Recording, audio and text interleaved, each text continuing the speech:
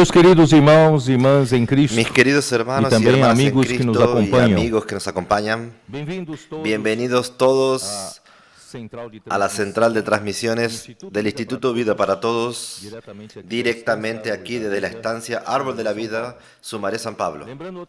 Recordando una vez más que hoy es el Día del Señor, y aunque todos los días sean del Señor, este es un día especial donde nosotros recordamos la muerte y resurrección de nuestro Señor Jesús.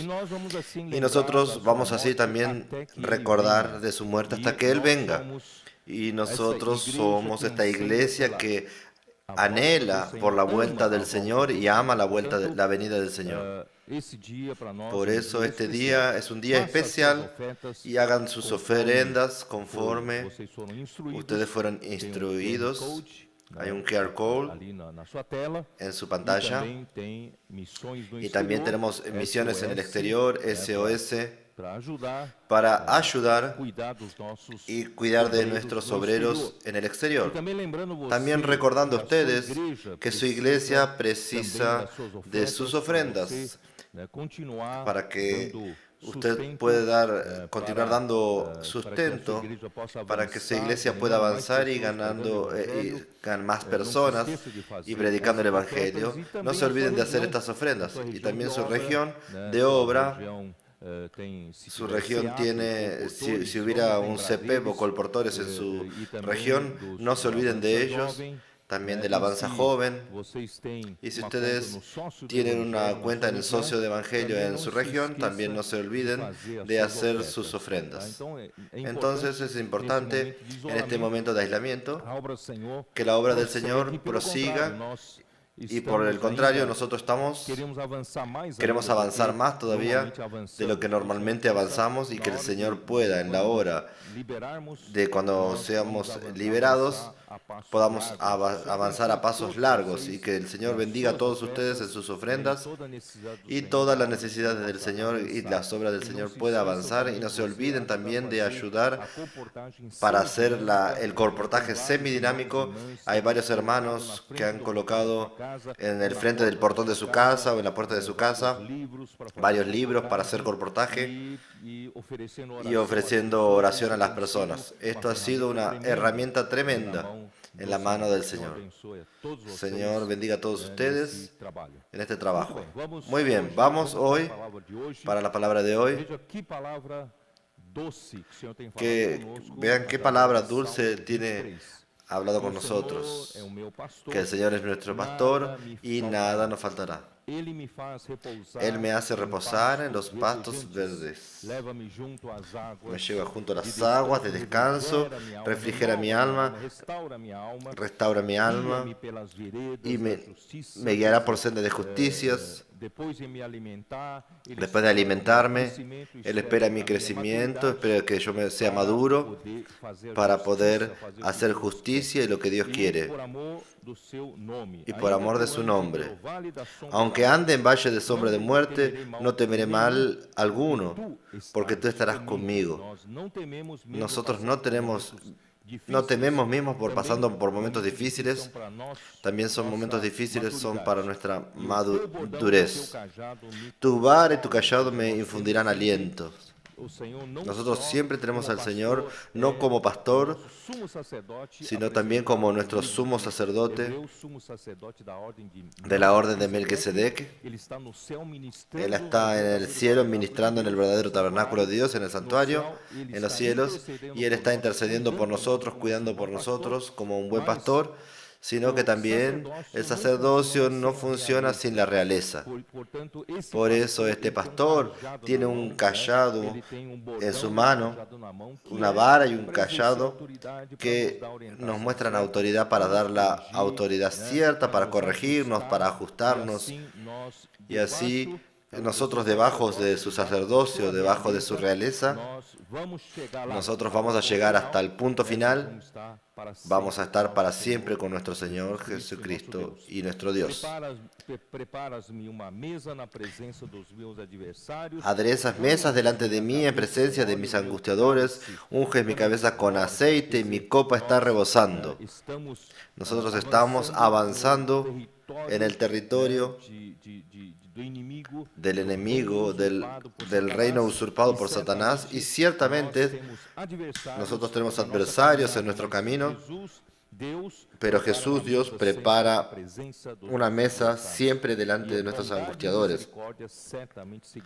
Ciertamente el bien y la misericordia me seguirán todos los días de mi vida, y en la casa de Jehová moraré por largos días. Qué cosa maravillosa. Esta mañana, ustedes saben que mi porción está en este momento para presentar sobre la vuelta del Señor. El título de este mensaje, del mensaje 46, la parosía del Señor. La parosía es una palabra griega que indica la venida del Señor. Entonces voy a hablar sobre la venida de nuestro Señor Jesucristo. Hay varias implicaciones y todo tiene que ver con nosotros, la iglesia. De un lado, Dios, por su sacerdocio de Cristo, preparó su iglesia por su muerte y resurrección. Nosotros somos redimidos, fuimos reconciliados con Dios y estamos debajo de este cuidado cariñoso, amoroso, y estamos siendo santificados. Más del elemento de Dios está siendo constituido dentro de nosotros, y nuestros elementos naturales, la vieja creación, el viejo hombre, están siendo sustituidos. Y este es el proceso del pastoreo de nuestro Señor Jesucristo, su sacerdocio, con tanto cariño, tanto amor. Estamos siendo santificados, y nuestra santificación visualiza la glorificación, a ser introducidos en Dios para todos siempre. Por otro lado, el libro de Hebreos también muestra que este sacerdocio trae consigo una cosa inherente, que es la realeza de Cristo. Cristo hoy está sentado a la derecha del trono de la majestad, y Él está esperando que Dios coloque sus enemigos por debajo de sus pies. Entonces todavía falta una cosa para realizar, que es Dios derrotar a sus enemigos, principalmente aquel arcángel que se rebeló contra Dios, y Él quiere ser Dios y quiere estar en el lugar de Dios, y Él está haciendo todo un trabajo de lío para el mundo que gobernamos. Por eso, esta mañana quiero hablar sobre la venida del Señor, y principalmente para alertar a ustedes. Mi intención no es meramente hacer un estudio escatológico, sino que es alertar a la iglesia, alertar a ustedes sobre varios puntos que quiero hablar ahora. Muy bien. Solo para que ustedes entiendan lo que yo quiero decir, en Mateo 24, cuando el Señor Jesucristo mostró para sus discípulos cómo será su venida, en el versículo 32, Mateo 24, 32 dice así: de la higuera aprended la parábola, cuando ya su rama está tierna y brotan las hojas, sabéis que el verano está cerca. La higuera es la representación de la nación de Israel. Y ustedes saben que esta higuera perdió su reino, y solamente ahora, en 1948, es que la nación de Israel el Estado de Israel nació nuevamente. Y ahí comenzó la higuera a brotar de nuevo. Por eso, hermanos, esta es una fuerte señal de indicación de la venida del Señor. Entonces, por eso nosotros no podemos estar desapercibidos. Y aquí creo que esta pandemia, y doy gracias a Dios por este año diferente. El año del 2020 va a ser siempre marcado en nuestra memoria por ser un año diferente. Y este año diferente, nosotros percibimos que las cosas, con la propia naturaleza, viniendo la invasión de un virus, consiguió parar el mundo, consiguió parar las potencias poderosísimas de esta tierra, y todos quedaron parados, sujetos a la fuerza de esta pandemia. Y esto fue bueno para mí, porque nos quitó de nuestra rutina, Porque nosotros podríamos estar también entorpecidos, viviendo nuestra rutina. Podemos estar desapercibidos con la proximidad de la venida del Señor, porque en 1948 ya comenzó la restauración del Estado de Israel. Y pasaron tantos años que nosotros que como que todavía estamos comiendo, bebiendo, casándose y dándose en casamiento, y está en la hora de que el 2020 vino a dar una removida a nosotros. Por eso no sé cómo va a ser el futuro, no sé cómo va a ser la economía mundial, no sé cómo las cosas van a desenvolverse. Tengo mis preocupaciones, tengo mis ansiedades, pero hermanos, del aspecto espiritual no me preocupo, porque nosotros no vivimos para nuestro conforto material. Nosotros no estamos aquí para nuestro bienestar material, sino que estamos aquí para que la voluntad del Señor sea hecha. Y creo que este 2020 despertó la iglesia y va a causar un gran avance de encuentro con la venida del Señor. Voy a continuar leyendo versículo 33. Así también vosotros, cuando veáis todas estas cosas, conoced que está cerca a las puertas. 1948 aconteció la restauración de la nación de Israel, y las cosas que están aconteciendo están indicando que la vuelta del Señor está a las puertas. Así también vosotros, cuando todas estas cosas conoced que está cerca a las puertas. Es cierto, os digo que no pasará esta generación hasta que todo esto acontezca. El cielo y la tierra pasará, pero mis palabras no pasarán. El Señor podría hablarnos de alimentarnos, de cuidar de nosotros, y todo el mundo gusta de ese lado. Pero el Señor nos quiere alertar que para que el Señor vuelva, tienen que pasar varias cosas. Al respecto, pero el día y la hora nadie sabe, ni aun los ángeles de los cielos, sino solo el Padre. El único que sabe sobre la venida es el Padre, ni siquiera el Hijo lo sabe. Es un misterio para nosotros. Y tengo uno de los mensajes hablados. Si fuese a contar de la muerte del ungido, que aconteció aproximadamente en el año 30 de nuestro calendario gregoriano, y si la era de la iglesia dura 2000 años, que sería 6000 años que hayan pasado para que el séptimo año sea el año del descanso para Dios, un día hace como 1000 años. Sí, fue valer los 2000 años de intervalo de la iglesia, la vuelta del Señor acontecería por vuelta del 2030. Estamos en el 2020, solamente tenemos 10 años. Por eso, hermanos, esto no lo hablo por especulación. No quiero especular, porque ya hablé sobre, escuché a hermanos que hablaban, yo no voy a contribuir con mi aposentadoría, con mi jubilación, pero vamos a hacer todo para prepararnos para la vuelta del Señor, y todo va a seguir normalmente, y nosotros vamos a continuar trabajando, vamos a continuar cuidando de nuestras familias, criando hijos, nietos, pero el día y la hora solo el Padre sabe. Entonces, nosotros queremos estar preparados. Assim como foi nos dias de Noé, e também será a vinda do Filho do Homem. Mas como los días de Noé, así será la venida del Hijo del Hombre. Porque como en los días antes del diluvio estaban comiendo y bebiendo, casándose y dándose en casamiento, hasta el día en que Noé entró en el arca. Aquí quiere decir que la generación de Noé, viendo a Noé construir una arca en tierra seca, se rieron de él, la vida continuó, ellos continuaron bebiendo, comiendo, cansándose y dándose en casamiento, como si mañana va a ser siempre así, y los días van a ser interminables para el disfrute del hombre, para comer, para beber. Tanto es que usted va a ver que el hombre está refinando su paladar gourmet.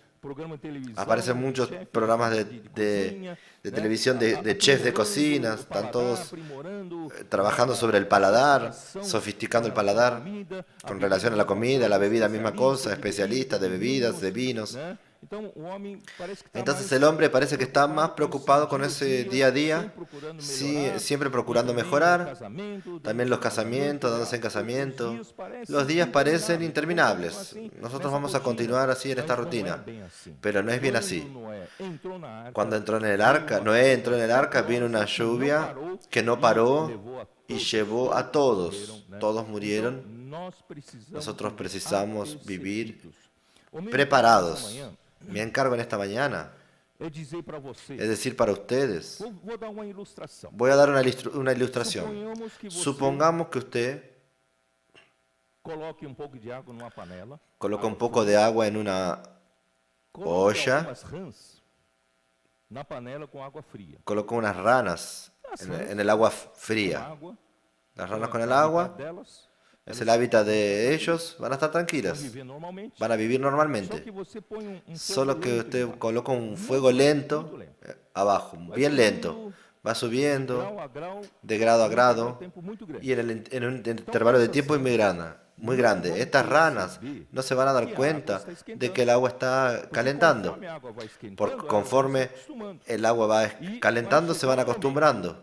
Va a llegar un momento en el punto de casi hervir, y en ese momento las ranas van a estar cocidas. Por eso, hermanos, no piense usted que este mundo está elevando la temperatura y usted y yo estamos como sin percibir, y elevando esta temperatura junto con el mundo todo de las personas de nuestra vuelta, nuestros colegas, nuestros amigos. Somos como ellos.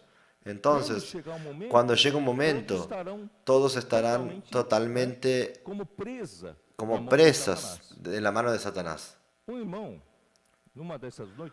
hermano, una de estas noches, hace 2 noches atrás, me mandó un video, y creo que muchos de ustedes ya vieron, una niña haciendo un escándalo dentro de un avión por el hecho de que de la madre de la adolescente tomó el celular para que el avión tomase vuelo, y ella no quería quitar el celular, no quería dejar de usar el celular. Hizo un escándalo tan grande, todos la gente del avión intentando ayudar a la madre. El escándalo fue tan grande que la madre tuvo que bajarse del avión junto con ella. ¿Sabe lo que indica esto? Esto indica que el celular es una ilustración del agua que está hirviendo. La tecnología es buena porque nos facilitó mucho nuestra vida. Yo consigo comunicarme con los hermanos, comunicarme con las personas con un simple mensaje a través de las redes sociales. Consigo trabajar, rendir mucho mi trabajo. Esta es la ventaja de la tecnología, que nos va ayudando, y de esa misma tecnología está formando una generación entera que está debajo de esta agua que está levantando la temperatura poco a poco. Un simple celular, va a ser un ídolo.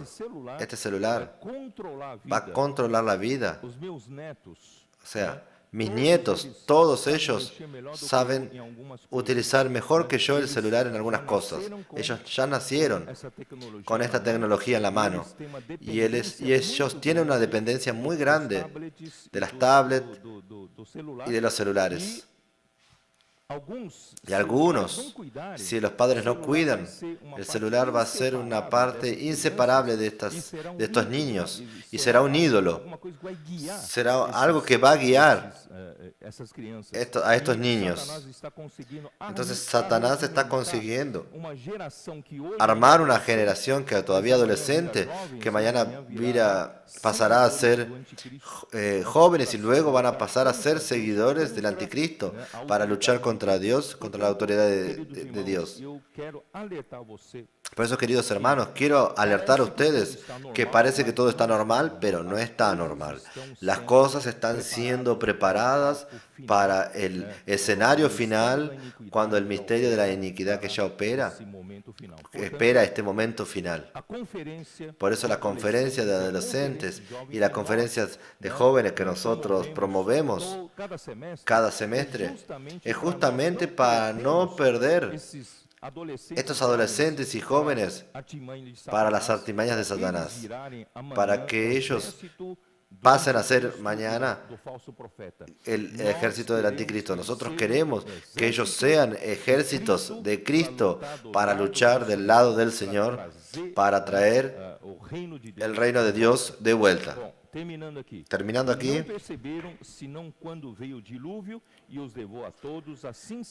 y no entendieron hasta que vino el diluvio y se llevó a todos. Así será también la venida del Hijo del Hombre.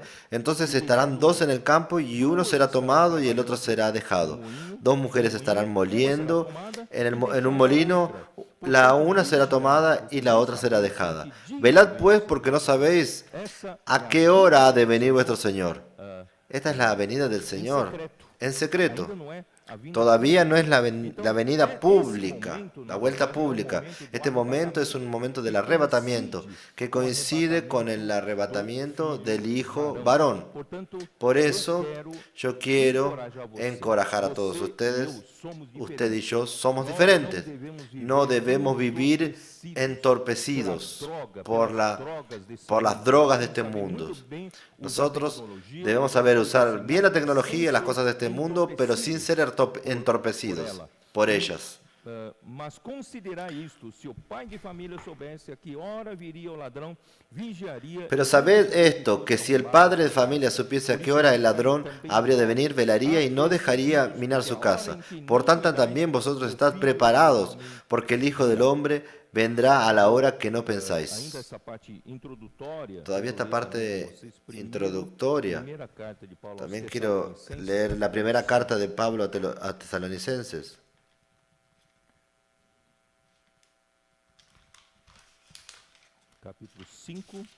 Capítulo 5.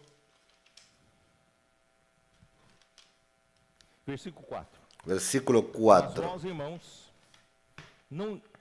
Mas vosotros, hermanos, no estáis en tinieblas, para que aquel día os sorprenda como ladrón. El ladrón es la venida secreta, la venida del arrebatamiento. Porque por eso usted no sabe y de repente aparece este arrebatamiento. Porque nosotros no somos de las tinieblas, somos del día. Porque todos vosotros sois hijos de luz y el hijo del día. No somos de las noches ni de las tinieblas. Por tanto, no durmamos como los demás, sino velemos y seamos sobrios. Pues los que duermen, de noche duermen, y los que se embriagan, de noche se embriagan. Pero nosotros que somos del día, seamos sobrios, habiéndonos vestido con la coraza de la fe y de amor y con la esperanza de salvación como yelmo. Porque no nos ha puesto Dios para ira, sino para alcanzar salvación por medio de nuestro Señor Jesucristo, quien murió por nosotros para que ya seamos, que velemos o que durmamos, vivamos juntamente con Él. Anoche el hermano Edras nos habló sobre vivir en el Espíritu. Debemos vivir en unión con Él. Por lo cual, animaos unos a otros y edificaos unos a otros, así como lo hacéis.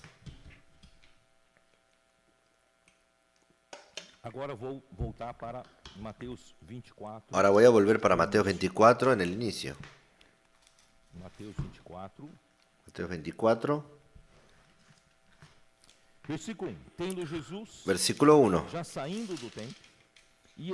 Cuando Jesús salió del templo y se iba, se acercaron sus discípulos para mostrarle los edificios del templo. Los discípulos estaban fascinados, estaban impresionados con la grandeza del templo, con las construcciones del templo. Y respondió él y les dijo: ¿veis todo esto? De cierto os digo que no quedará aquí piedra sobre piedra, porque no sea derribada.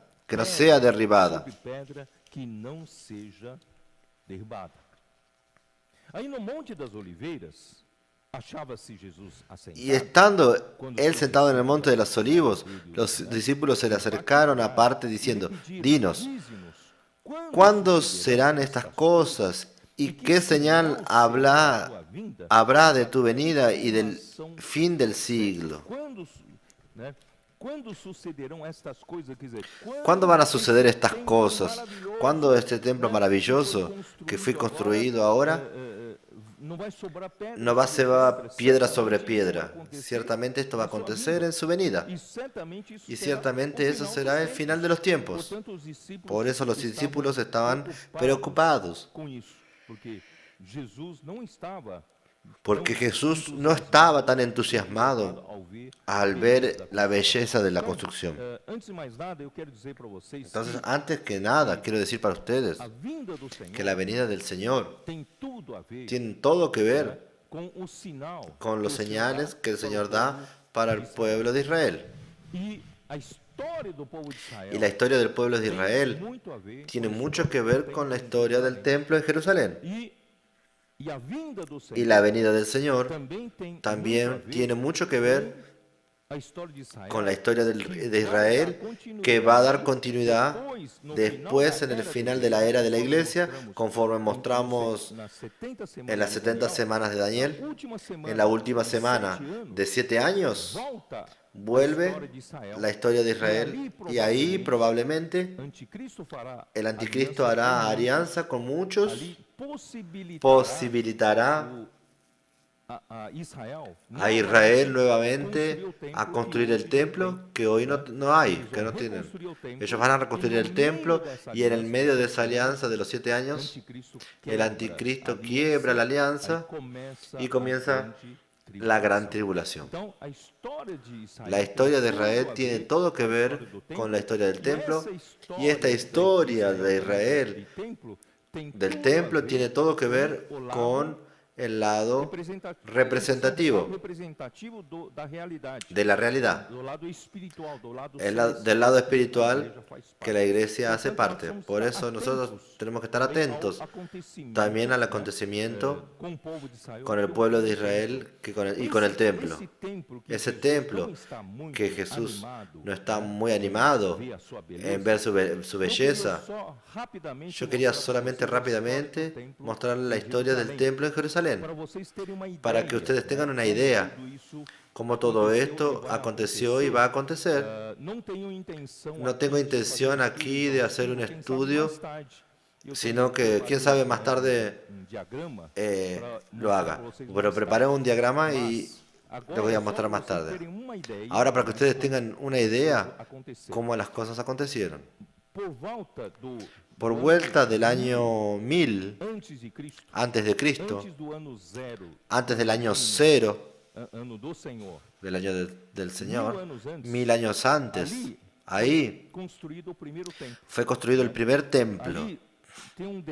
Hay un detalle ahí encima. En el cuadro hace un detalle. Ahí tenemos el templo que David dio las órdenes en el año 1015 antes de Cristo. Entonces David dio una orden para Salomón edificar un templo. Y 3 años después, la fundación de este primer templo, que es conocido como el templo de Salomón, fue lanzada en el 1012 a.C. y el término de la construcción fue del año 1005. Termina la construcción del primer templo. Entonces este es el templo que yo llamo de David y Salomón, porque David tuvo la visión, recibió la orden de Dios, y él mandó a Salomón preparar toda la riqueza y todo el dinero, y también toda el personal, sacerdocio, levita, porteros, que y ahí él preparó todo para que todo esto fuera posible. El primer templo fue en el 1005 a.C. Y este primer templo fue destruido en el año 586 a.C. por Nabucodonosor. Ustedes pueden ver ahí en detalles, él fue destruido en el año 586. Y en la verdad, hay unos detalles aquí. Voy a comentar solo para ustedes, para que ustedes tengan una noción. En la parte inferior tenemos un detalle de estos periodos, en el menos 600 a.C. hasta el 400 a.C. Acá hay un detalle. En este detalle vimos que Daniel, juntamente con sus compañeros, fueron llevados para cautiverio babilónico aproximadamente en el año 605 a.C. Y la destrucción del templo pasó en el 586 a.C. Y 70 años después aproximadamente, cuando aconteció el primer cautiverio babilónico, Daniel y sus amigos fueron llevados para Babilonia hasta el decreto de Ciro, porque en el año que Ciro tomó Babilonia, del imperio babilónico, el rey Ciro tomó inmediatamente, fue en el final del año, y en el año siguiente él hizo un decreto para que el pueblo judío pudiese volver para Jerusalén y reconstruir su tiempo. Eso pasó en el año 538 a.C. Entonces, si usted toma cuando Daniel fue llevado en cautiverio babilónico hasta el decreto de Ciro, son más o menos 70 años. Pero usted también puede tomar la destrucción del templo, que es 586, hasta la reconstrucción del templo, 516, da exactamente 70 años. Y también son 70 años de Daniel, del rey Ciro, en las profecías de Jeremías. Entonces, el segundo templo fue reconstruido en el 516. Quien reconstruyó fue cuando el decreto de Ciro, promoviendo quienes de todo el pueblo y quisiese voltar para Jerusalén, volvieron aproximadamente 50.000 hombres sobre la dirección del gobernador Zorobabel y del sumo sacerdote Josué o Yeshua, conforme es la interpretación, la traducción. Y ellos entonces consiguieron reconstruir el templo en el año 516. Solo que la ciudad de Jerusalén no había sido reconstruida, los muros estaban todos destruidos. Entonces, no solamente sirve tener el templo reconstruido, sino que hay que reconstruir la protección del pueblo para que el pueblo pueda vivir y cuidar de la ciudad. Entonces la ciudad quedó abandonada. Hasta que, a partir de la reconstrucción del templo, hasta que Esdras fue liberado para volver para Jerusalén, hubo un intervalo de 58 años donde entra la historia del libro de Esther. Usted coloca el libro de Esther en este intervalo de 58 años. Entonces Jerusalén ya fue, por más que ya tenga el templo construido, ya fue abandonada. Y el gran hecho de Esdras fue restaurar el pueblo, el servicio sacerdotal, restaurar el libro de la ley, restaurar el ánimo espiritual del pueblo en Jerusalén. Y 13 años después, Nehemías recibió la autorización del rey Artaxerxes en el 20º año, Artaxerxes I, él vuelve para Jerusalén para reconstruir los muros de Jerusalén y reconstruir la ciudad de Jerusalén.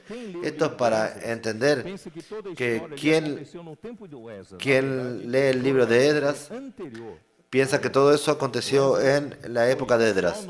Zorobabel es anterior a Esdras, que es en el año 458, que él pasó unos años reanimando el pueblo, y Nehemías en el 445 a.C. Esto es para que ustedes tengan un detalle, para colocar esto en la cabeza. Muy bien. Después de la reconstrucción del templo, el segundo templo hecho por Zorobabel, ¿Qué es lo que pasó en el medio de esto, en el año 167? El antiguo cuarto Epifanio, él es un tipo de anticristo. Era un hombre vil, malo. Si tuviésemos tiempo, vamos a hablar un poquito de esto. Él domina el pueblo judío. Y él entonces profana el templo, coloca la estatua de Dios Zeus, que es el principal dios de los dioses griegos. Entonces ahí profana él dedicó los últimos años del reinado de él solo para perseguir al pueblo judío. Pero los macabeos tuvieron una victoria sobre ellos y los macabeos restauraron el templo, hicieron el templo un fuerte, una casa fortificada para defenderse de la invasión del Pompeo, solo que en el año 63 a.C. Pompeo consiguió destruir el segundo templo. El segundo templo también fue destruido.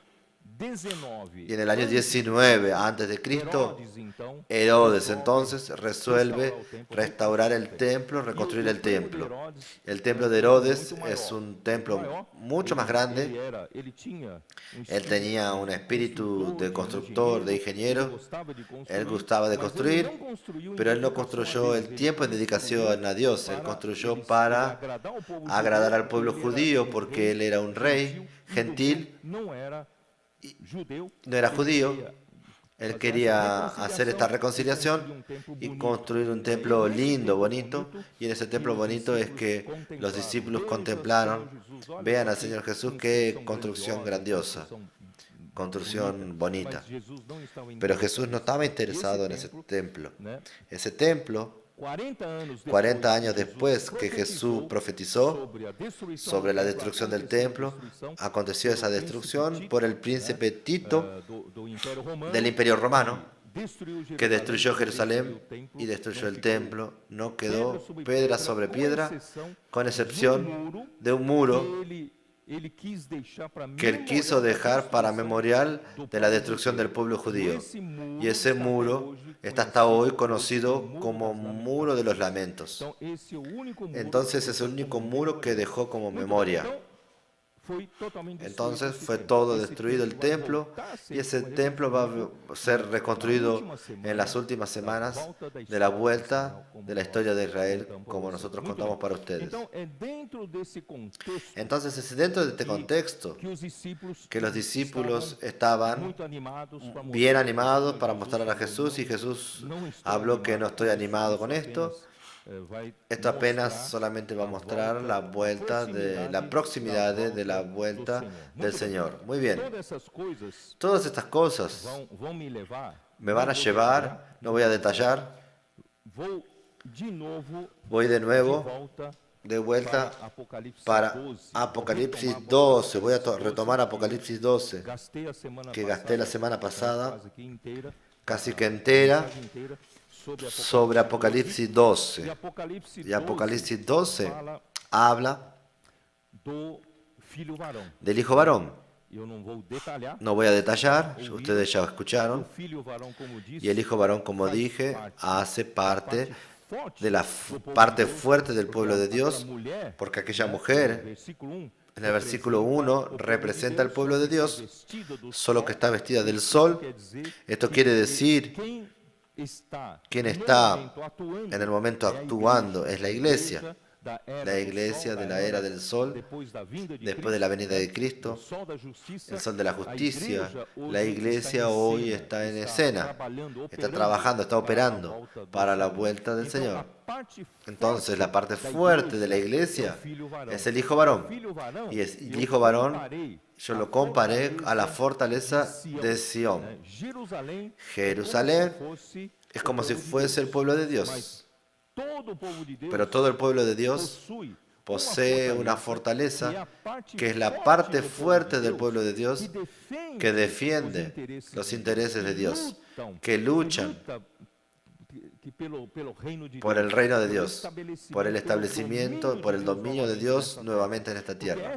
Porque esta tierra, con la rebelión de Satanás, está una confusión total, un caos en todos los aspectos, en todos los seguimientos. Satanás hoy reina sobre este mundo y la corrupción, la muerte, las enemistades, discordias, está esparcido, pecados, homicidios, robos, hurtos, todo esto está esparcido por causa del desorden causado por el imperio de las tinieblas. Pero Dios quiere reabrir su autoridad colocando todas sus cosas en órdenes. Por eso nosotros tenemos un grupo de vencedores que hacen parte de Sión, de la fortaleza de David, de la fortaleza de Sión, y nosotros estamos ahí defendiendo los intereses del reino de Dios para tomar este reino de vuelta para Dios. Muy bien. Entonces esta mujer está embarazada y grita con los dolores de partos, sufriendo tormentos para dar a luz. Sinal no céu, eis dragão grande, vermelho, com 7 cabeças. También apareció otra señal en el cielo, y aquí un gran dragón escarlata que tenía 7 cabezas y 10 cuernos, y en sus cabezas 7 diademas. Y su cola arrastraba la tercera parte de las estrellas del cielo y las arrojó sobre la tierra. Y el dragón se paró frente a la mujer que estaba para dar a luz, a fin de devorar a su hijo tan pronto como naciese. Y ella dio a luz un hijo varón. El dragón durante todo el tiempo de la iglesia siempre se preocupó con los vencedores. Él sabe que un cristiano tibio, un cristiano superficial, un cristiano solo de nombre, que no se preocupa mucho con el reino de Dios, no se preocupa con la voluntad de Dios, él está más interesado en Dios, hacer su voluntad, en Dios beneficiarlo, para él tener un bienestar, tener riquezas, tener una buena familia, un buen casamiento, un buen futuro, un buen empleo, una buena empresa. El hombre que se coloca como centro, Satanás no se preocupa mucho con ellos, porque él todavía está envuelto con el mundo que él domina. Satanás es el príncipe de este mundo. Ahora está así sobre su dominio. Entonces los vencedores, voy a decir una cosa para ustedes, los vencedores, ellos no aman este mundo. Los vencedores tienen una característica. El bienestar material no atrae su corazón. Las riquezas no atraen su corazón. El confort no atrae su corazón. ¿Por qué? Porque el corazón de ellos está en hacer la voluntad del Padre, la voluntad de Dios, en traer el reino de Dios aquí de vuelta a la tierra. Por eso Satanás no tiene dominio, no tiene cómo seducir el corazón de ellos, porque la seducción es con las cosas materiales, son las cosas de este mundo. Gracias al Señor que Él odia a estos vencedores, porque no tiene cómo tomarlos. Entonces Él quiere devorar cuando naciese el hijo varón. Hermanos, durante toda la historia de la iglesia, usted puede ver en las 7 iglesias de Apocalipsis. Yo coloqué estos versículos, pero no los voy a leer. En cada iglesia, usted ve que por más degradación que una iglesia tenga entrado, siempre hay vencedores. Siempre hay un grupo que representa al hijo varón ahí, que no se dobló. Las artimañas de Satanás en aquella generación, en aquella generación de la iglesia, el Señor siempre mantuvo una línea de vencedores. Pero yo creo que cuando llega en la era de la iglesia en Filadelfia, hermanos, es el momento del nacimiento del hijo varón.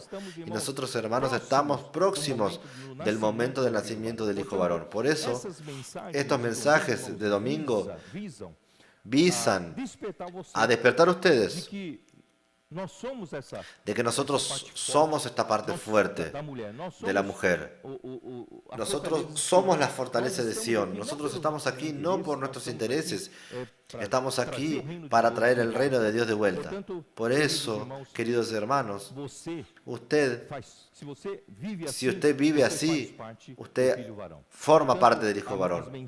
Por eso los mensajes del sábado contribuyen mucho para el sábado y domingo, porque son palabras de reconciliación que visan a cuidar del pueblo de Dios para el crecimiento y madurez. Nuestro hermano Edras habló muchos que los hijos Tecnón,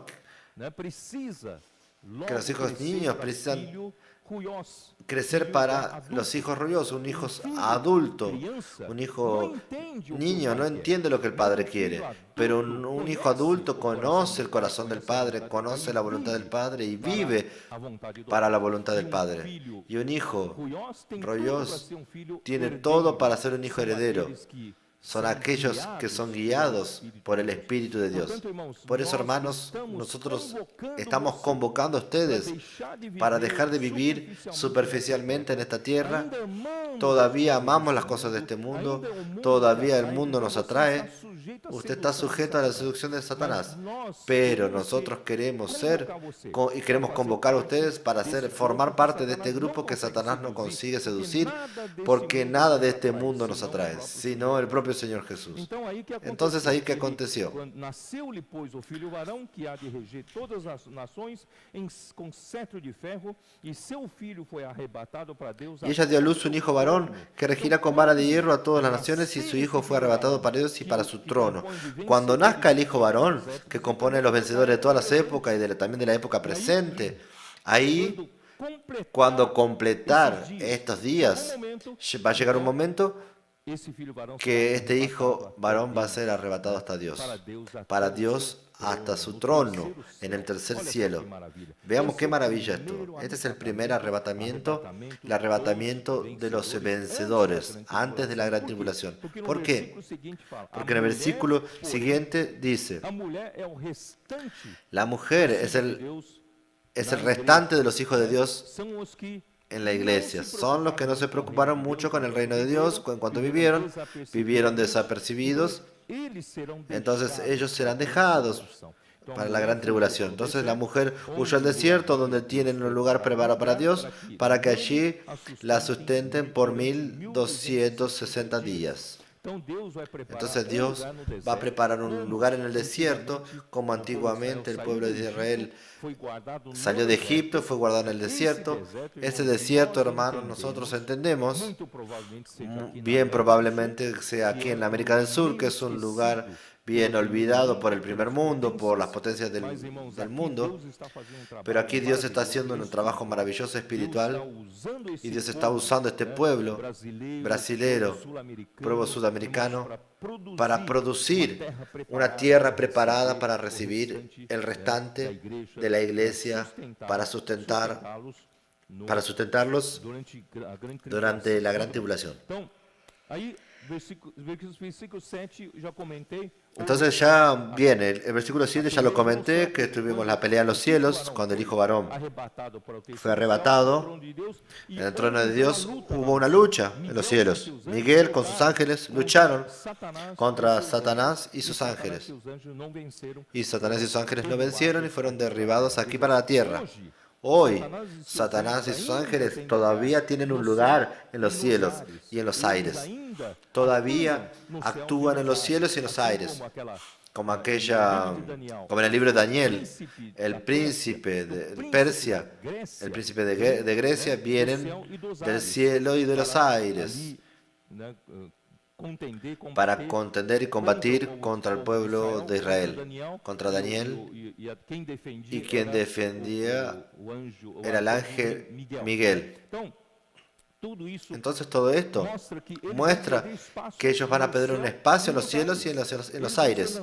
Van a ser lanzados aquí en la tierra para actuar ferozmente durante 3 años y medio. Van aquí a luchar con dientes y uñas, con toda furia. Porque aquí dice así: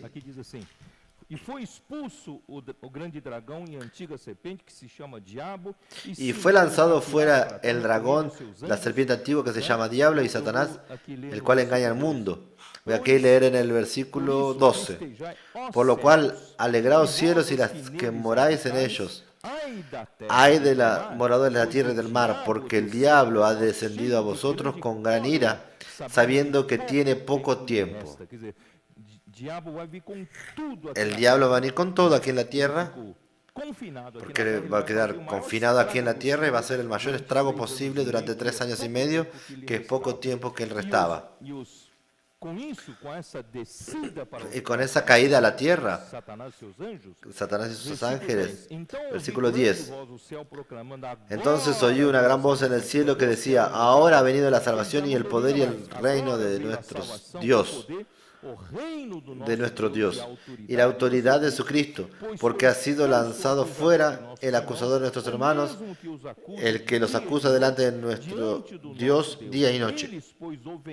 Y ellos le han vencido por medio de la sangre del Cordero. Porque el diablo, él es el acusador, acusa a cada uno de nosotros delante de Dios día y noche. Él no cansa de acusar. Él es un acusador.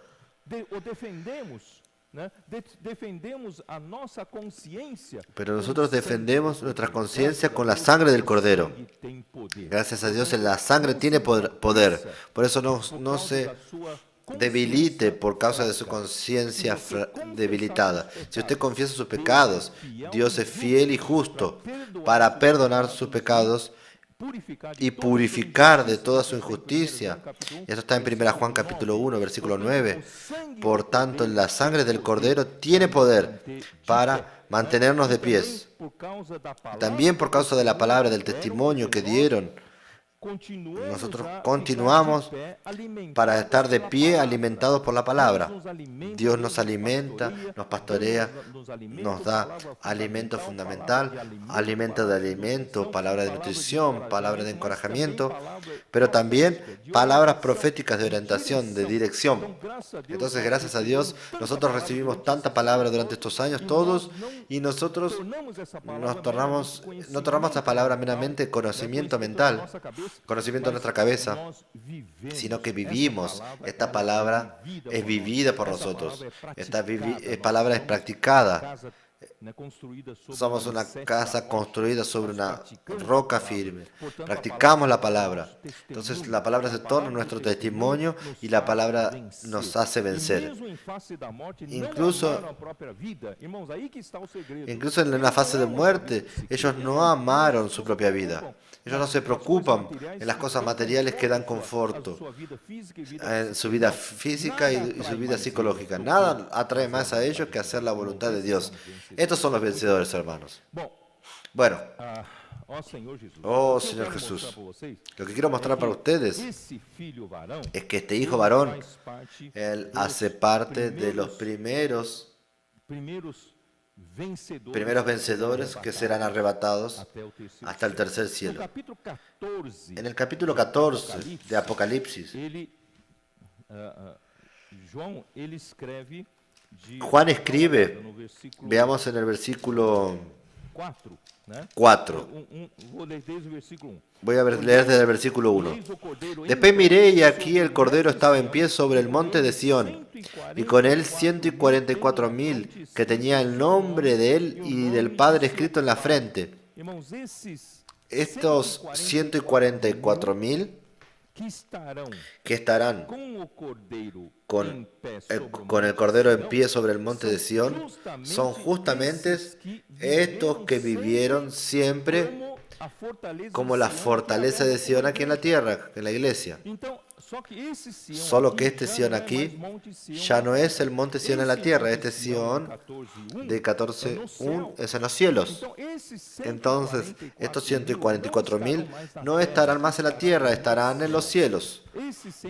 Estos 144,000 representan los vencedores vivos en la época de la venida del Señor, de la parucía del Señor, del inicio de la parucía del Señor.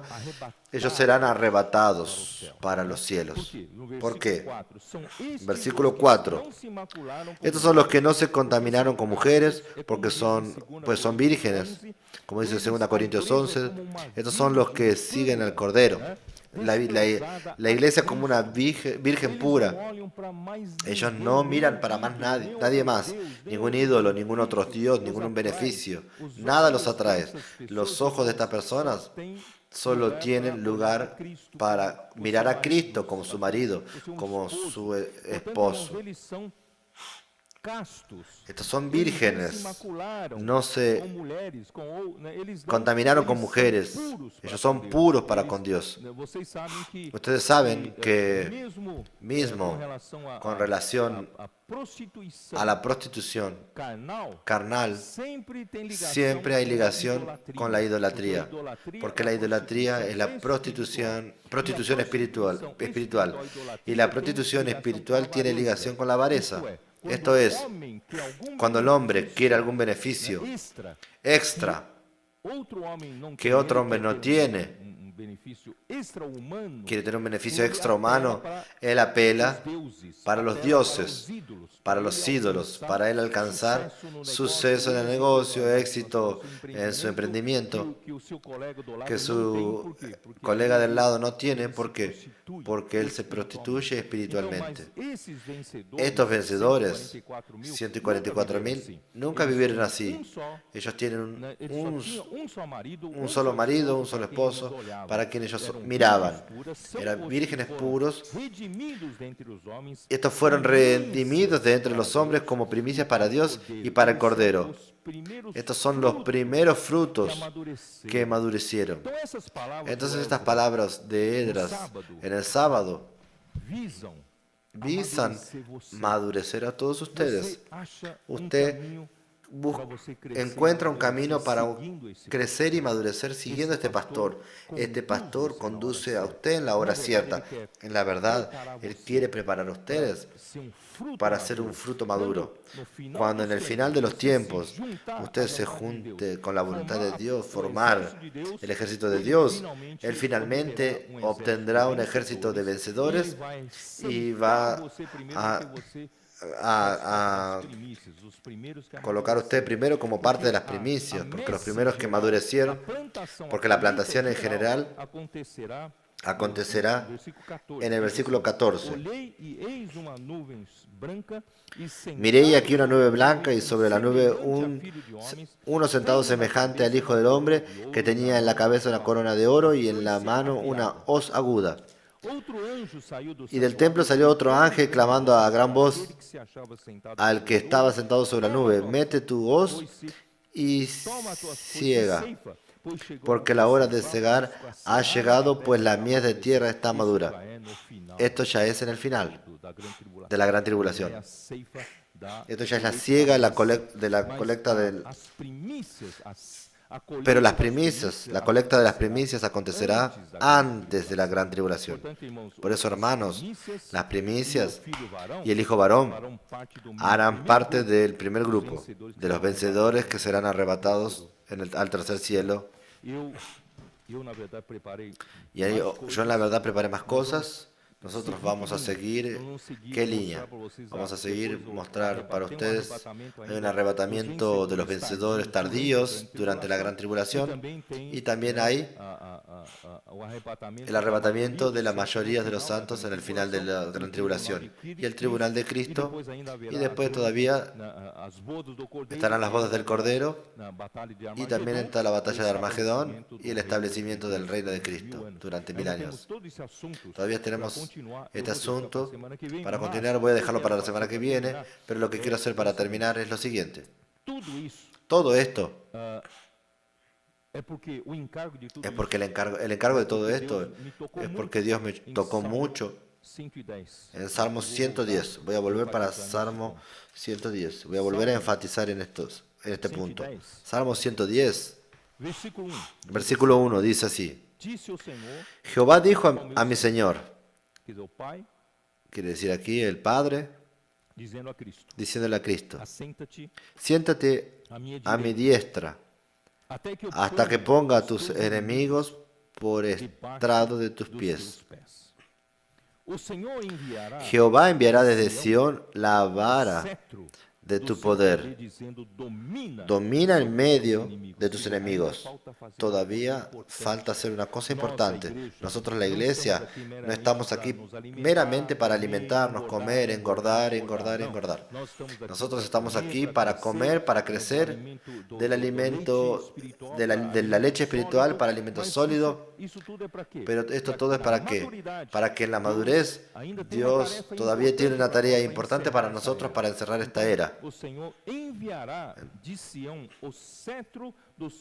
Jehová enviará desde Sión la vara de tu poder, domina en medio de tus enemigos. Todavía precisa hacer este trabajo, dominar en medio de los enemigos de Cristo. El versículo 3 es el versículo que me tocó mucho. Lo voy a leer en la versión de King James actualizada. Ahí dice así: tu pueblo se presentará generoso. Dios tiene una necesidad, y esta necesidad precisa de un ejército para cooperar con Dios, para hacer este dominio entre los enemigos de Cristo acontezca. Entonces Dios precisa de que vengan voluntariamente. Tu pueblo se presentará generoso en el día de la convocación. Hoy es el día de la convocación. Estos domingos venimos gastando mensaje tras mensaje y estamos haciendo la gran convocación. Dios en este momento hizo a usted crecer, madurecer y madureció durante estos años, durante la vida de la iglesia. Pero si usted todavía es nuevo en la iglesia, joven en la iglesia, joven en la fe, todavía no hay problema, todavía tenemos años para que usted crezca. Y a partir de hoy, si usted se dedicara a la palabra del Señor, a la palabra fundamental, a la palabra de encorajamiento, a la palabra profética, usted va a crecer, va a madurecer, y todavía hay tiempo de Dios convocar a usted para alistarse. Por eso el pueblo de Dios es la iglesia. Se presentará generoso. Vamos a ser generosos. Decir al Señor: yo estoy aquí, puede contar conmigo en el día de la convocatoria. Ahí en los montes santos, mucho más numerosos que las gotas de orvallo en el sello de la aurora. Desde el seno de la aurora. Antes que amanezca en el seno de la aurora, esa caída del rocío, hay abundancia.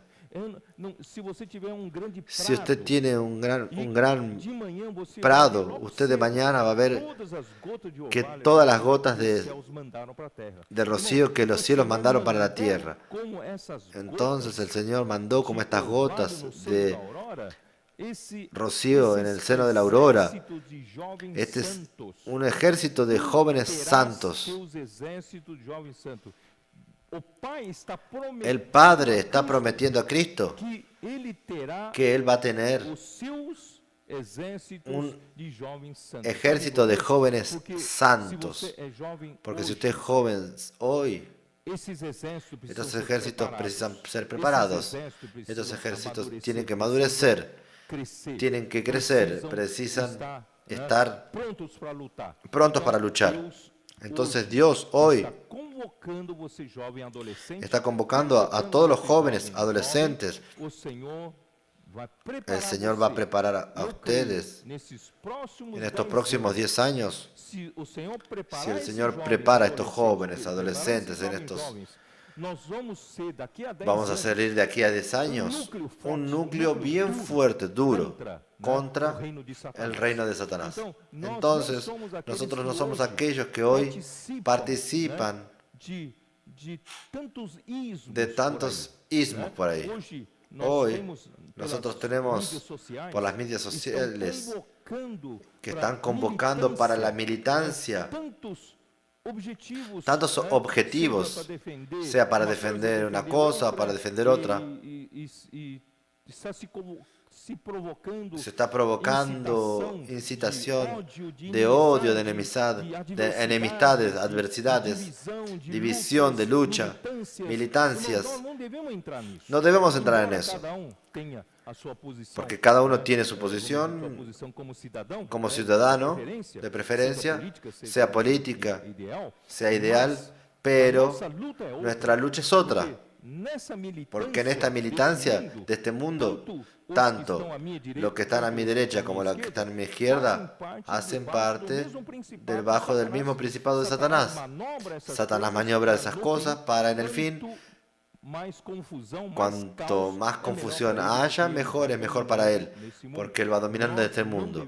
Nosotros no debemos caer en esto, debemos alistarnos para hoy en la iglesia, siguiendo la palabra, practicando la palabra, crecer en vida, madurecer, dejar al Señor que nos haga pasar por experiencias de muerte y de resurrección.